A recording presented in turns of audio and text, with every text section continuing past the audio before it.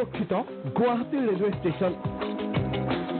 যাত্ৰীৰ নিৰাপত্তাক লৈ কিমান সষ্টম ৰেল আৰক্ষী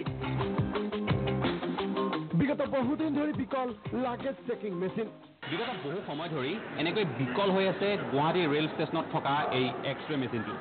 এয়া গুৱাহাটী ৰেলৱে ষ্টেচন এই গুৱাহাটী ৰেলৱে ষ্টেচনলৈ নিতৌ আগমন ঘটে লাখ লাখ লোকৰ কিন্তু সম্প্ৰতি বিভিন্ন অপৰাধৰ খাতিলৈ ৰূপান্তৰিত হৈছে গুৱাহাটী ৰেলৱে ষ্টেচন নিতৌ উদ্ধাৰ হৈছে ড্ৰাগছ গাঞ্জা সোণৰ বিস্কুট কিন্তু তথাপিও যেন নিৰ্লিপ্ত নিৰ্বিকাৰ ৰেল আৰক্ষী প্ৰথমে চাওক এই দৃশ্যলৈ এইটো গুৱাহাটী ৰেলৱে ষ্টেচনত থকা একমাত্ৰ লাগেজ চেকিং মেচিন যাত্ৰীৰ বয়বস্তু স্কেন কৰে এই বিশেষ মেচিনটোৱে কিন্তু বিগত বহুদিন ধৰি বিকল হৈ আছে এই মেচিনটো ফলত চৰম নিৰাপত্তাহীনতাৰ মাজত গুৱাহাটী ৰেলৱে ষ্টেচন নিৰাপত্তাৰক্ষীয়ে হাতেৰেই চলাই বয়বস্তুৰ তালাচী শুনক ৰেলৱে ষ্টেচনত ফুপুলা নিৰাপত্তাৰ কথা কিছুদিন হ'ল ৩-৪ মাহমানৰ বেছি হ'ব অলপ অসুবিধা হৈছে নোহোৱাৰ কাৰণে আমাৰ চোৱা চিতাৰ কাৰণে অলপ হেৰি হয় আৰু মানুহ অকণমান বেছি লাগে জাগা জগা বেগলি এতিয়া ফিজিকেলি আমি খুলি পেলাই চোৱা যায় আৰু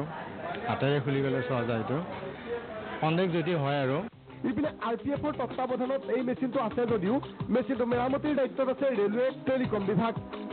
কিন্তু প্ৰাগ নিউজে এই সন্দৰ্ভত অনুসন্ধান কৰাত টেলিকম বিভাগে দোষ দিলে ঠিকাদাৰলৈ ঠিকাদাৰে মেৰামতি নকৰাৰ বাবেহে হেনো এনেকৈ বিকল হৈ পৰি আছে মেচিনটো এতিয়া প্ৰশ্ন হয় প্ৰকৃততে কিমান সুৰক্ষিত গুৱাহাটী ৰেলৱে ষ্টেচন যাত্ৰীৰ নিৰাপত্তাক লৈ কিমান সষ্টম ৰেল আৰক্ষী